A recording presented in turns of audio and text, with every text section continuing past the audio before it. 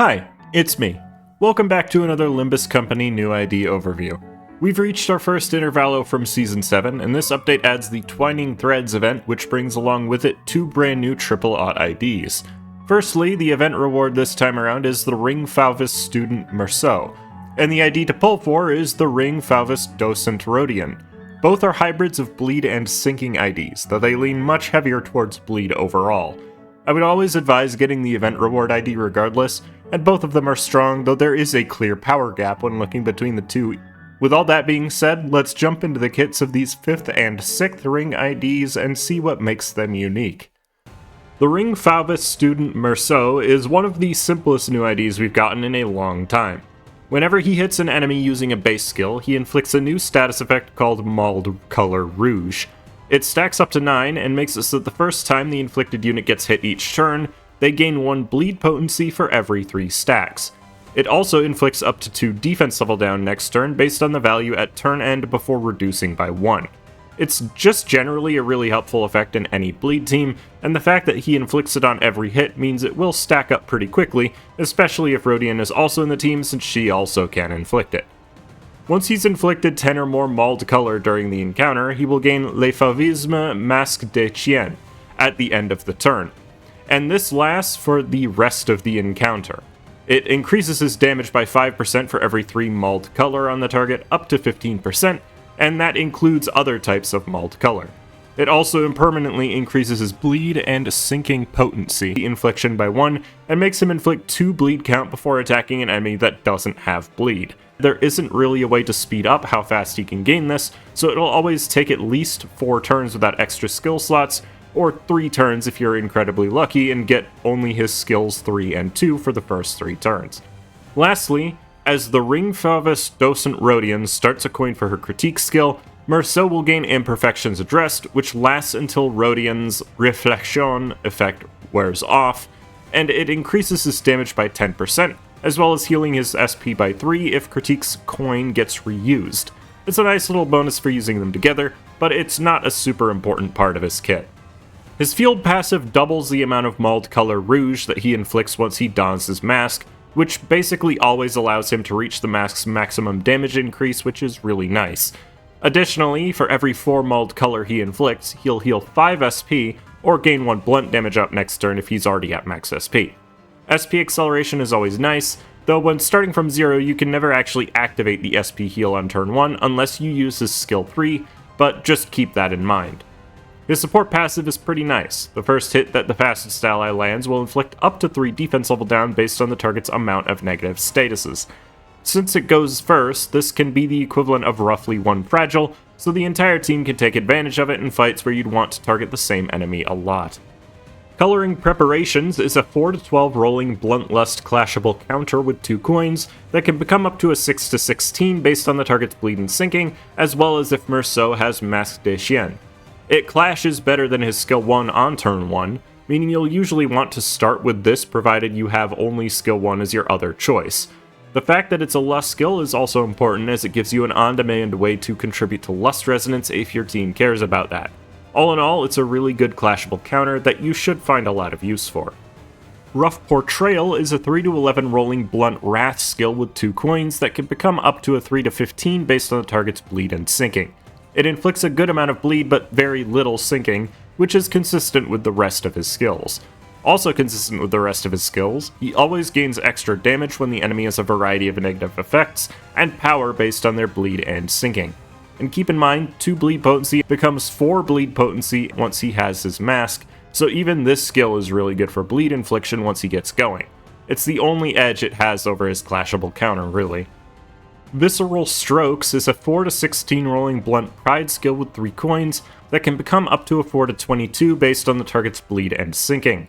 It inflicts 5 bleed potency once he has his mask, which is a really good amount to apply in a dedicated bleed team. Interestingly, it also gains 1 clash power if the target doesn't have Mauled Color Rouge, meaning it will clash as good as his skill 3 on turn 1, which makes him really good at being able to quickly win clashes provided he has anything other than skill 1 available. Le Fauvistes Reveal Submission is a 5-17 rolling blunt lust skill with 3 coins that can become up to a 9-21 based on the target's bleed and sinking. Also, if the target has 5 or more mauled color, or he's at 50% or less HP, all the coins become unbreakable, and coin 3 is used an additional time. And that includes during the clash, just like She Ishmael does, since the effect is on use, making the actual max clash power 9 to 25. That reuse coin will also inflict up to 3 potency for any combination of bleed and sinking, and that will count as another individual bleed infliction. This skill also deals a ridiculous amount of damage thanks to that 60% damage conditional, and it's not like this ID is a poor damage dealer outside of this skill, but you really notice it once you get that extra coin. It also inflicts 1 mauled color on the last hit, making it technically possible to heal SP from his passive on turn 1, though it is still very unlikely since you need to generate 4 lust resources beforehand. When it comes to ego, Ring Meursault perfectly fuels his own regret, which is obviously great to use for its passive, which gives him coin power. It's also great for removing negative statuses that he doesn't want to have on himself, which is always good. If you can fuel Screw Loose Wallop with your team, it's always incredible for any ID, as an extra 40% damage and 2 speed for the rest of the fight from a single use of the relatively cheap Corrosion is insanely good, and this ID already deals a ton of damage, so that 40% adds more than you would think it does. The other important ego to mention is Yearning Merkala, which is one of the best ways to make bleed deal extra damage against any boss. Rose Wedge causing a bunch of lust damage is just fantastic, and the ego itself deals a lot of damage due to its high amount of coins too. Just in general, this new Meursault excels in fights against a single strong target due to his crazy bleed infliction, whereas his competition in Prince Meursault is better for multi-target fights due to having an AoE, but both make great use of this ego regardless. Moving on now to the Ring Fauvists Docent Rodion, she immediately has synergy with Ring Students specifically, applying offense level up and defense level up to 2 of them up to the amount of them there are, maximum of 2 each. It's random how much each unit will get of each, but the buff is nice regardless. She also gains a new status called L'Hommage for every student ally, and it does the same thing to herself. It caps at 3 and grants her either offense or defense level up for every stack. This can only trigger at turn start once per encounter, but she does have other ways of gaining the effect, thankfully. She has many ways of gaining her mask form, unlike Meursault. Activating any one of the methods will grant it to her at the end of the turn.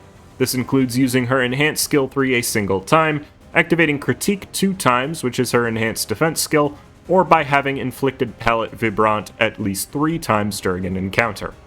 Palette Vibrant is inflicted against enemies who have all of mauled color rouge and blue, as well as touche hardy at the end of the turn, and the amount inflicted is based on both stacks of mauled color. Mauled color blue is similar to rouge, except it inflicts sinking instead of bleed, and at 5 or more stacks it deals 5 SP damage at turn end. Touche hardy makes bleed and sinking 10% more effective per stack, and has a maximum of 2, decreasing by 1 every turn.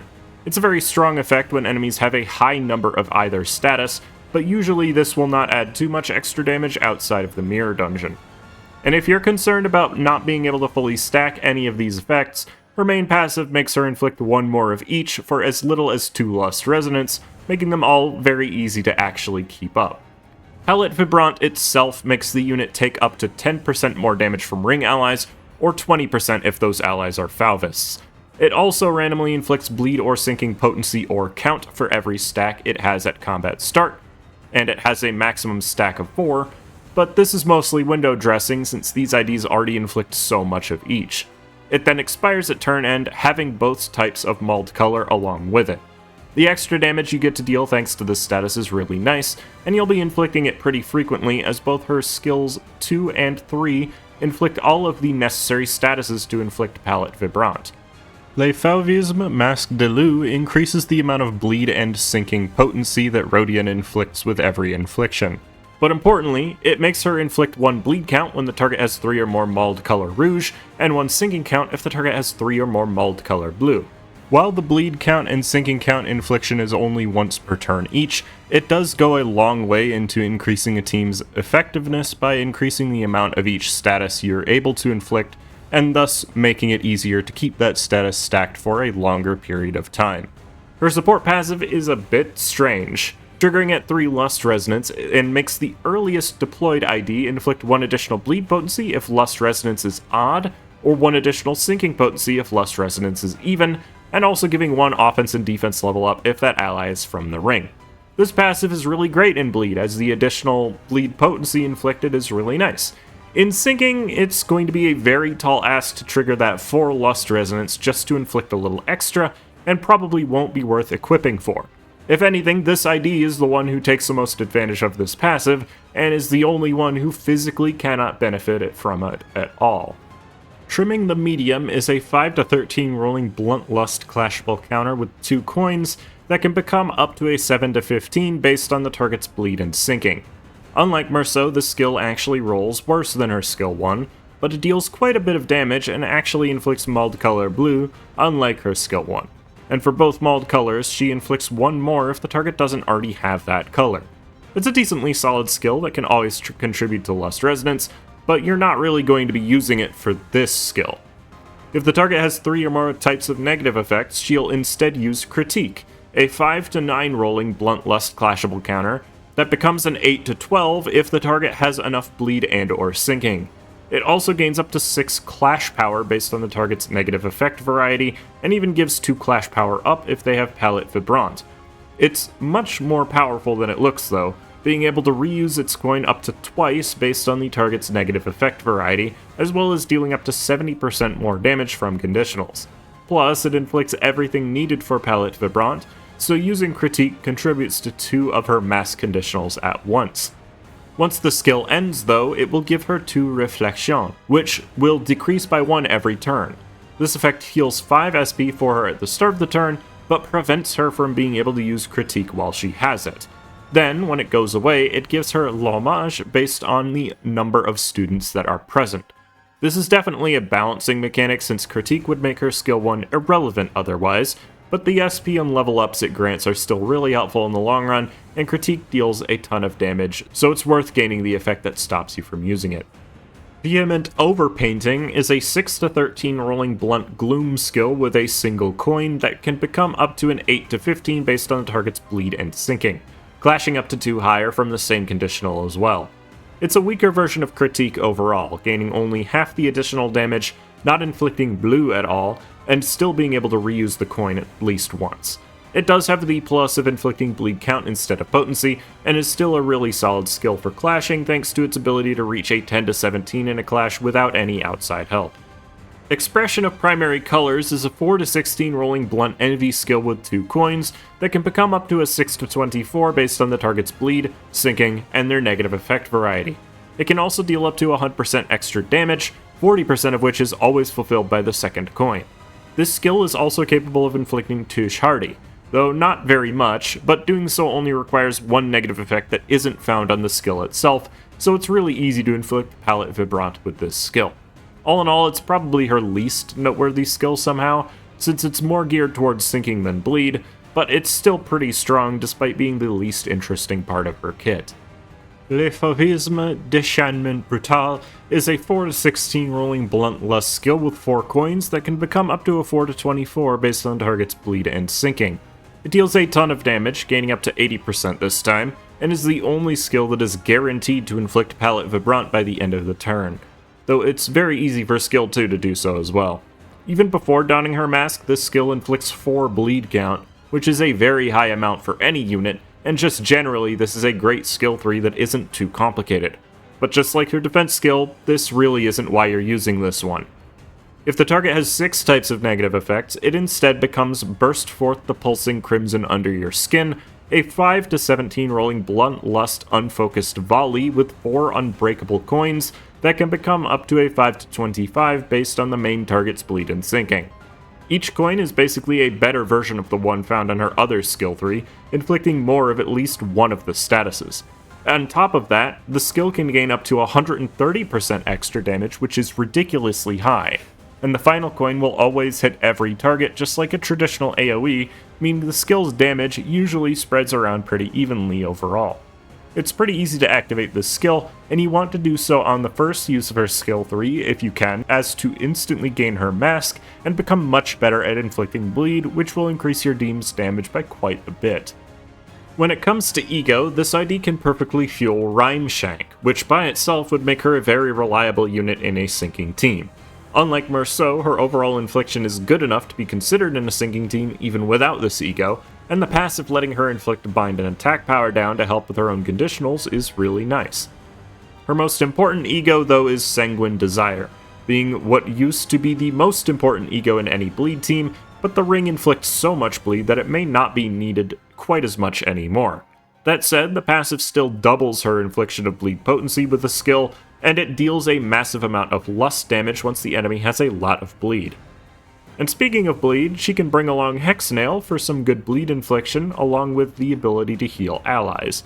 It also makes her able to passively apply Curse to enemies, as well as inflict even more bleed, as well as one defense level down on her first infliction of bleed during the turn. And lastly, note Effervescent Corrosion's huge amount of Tremor count infliction, effectively keeping Tremor on the enemy for multiple turns even in a bleed team, contributing to the ring's emphasis on having a variety of debuffs on the enemy. Both Fauvists work the best in a full bleed team. Specifically, alongside the other ring IDs, they perform incredibly strongly. Having both Corporists and Fauvists, as well as one of the Pointillists, will max out the amount of Corpus ingredient that the Corporists can start with in order to make them able to spend it on turn 1.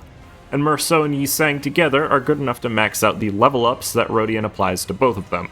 Adding Otis for the last stack of Limbus isn't super necessary, but she's still not terribly outdated despite being a double odd ID. The ring is great for generating Blood Feast, as they are the best bleed inflictors in the game, though it does hurt that Rodion and Meursault overwrite the slots of the best two Blood Fiend IDs. That said, you can still bring along Prince instead of Fauvist Meursault, as Prince is better in fights with multiple smaller targets, and then also bring any of Don Quixote, Otis, and Gregor for more ability to take advantage of that Blood Feast. The Kurokuma clan are also a great pair, as they are also able to inflict a lot of bleed, as well as being able to gain benefits from inflicting a variety of debuffs, mostly damage. Heathcliff and Ishmael are the important two, but also bringing Ryoshu or even Gregor is not a terrible idea either. If you bring along N-Corp Yisang and Ryoshu, they provide a fantastic sub-engine for damage, as they are both great at clashing, and while Yisang doesn't inflict too much bleed, he performs incredibly well alongside Ryoshu. Night Owl Gregor can also be paired with them in order to provide a decent amount of extra lust damage through hemorrhage, now that we can finally sustain the bleed part of its damage. Plus, he's just a fantastic ID altogether, being able to deal a lot of damage on his own, as well as gaining a bunch of extra attacks. While Meursault isn't so great of a sinking ID, these two both parry really well alongside sinking IDs, specifically those who inflict Tremor. Jung's Office Ishmael, Ujat Otis, and Faint Aroma and Solitude Ryoshu are all insanely good damage dealers who focus on Tremor, and Tremor is great for contributing to the conditionals of the Fauvists, and both Blue Sand and Solitude help the Fauvists to maintain sinking better. This also makes Hemorrhage an even better option with Night Owl Gregor, as you can maintain the Tremor stack really easily too. Shout out to Fauvist Rodion, who is probably her best ID for a Tremor team right now thanks to Effervescent Corrosion, despite not being able to inflict Tremor in her base kit, since she can still contribute to Sloth Resonance thanks to Pursuance. Rodion can even function really well in a sinking team, pairing her with other great sinking IDs like Solemn Lament Yisang, Molar Ishmael, Wild Hunt Heathcliff, Index Yisang Don Quixote and Faust, Heisho Don Quixote, or either Edgar Family Heir or Lamp Gregor, is going to result in a team that deals either a lot of damage with sinking as a supplement, or a team that can inflict a ton of sinking while still dealing decent damage.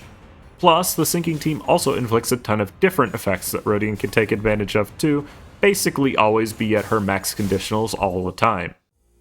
And that's about all I have to say about them. I think these are both incredibly powerful IDs, though Rodion is clearly better than Meursault quite a bit, thus is the pain of Meursault being a free ID. Be sure to get him before the event ends either way. I have both of them in my company if you'd like to try them out before getting them yourself.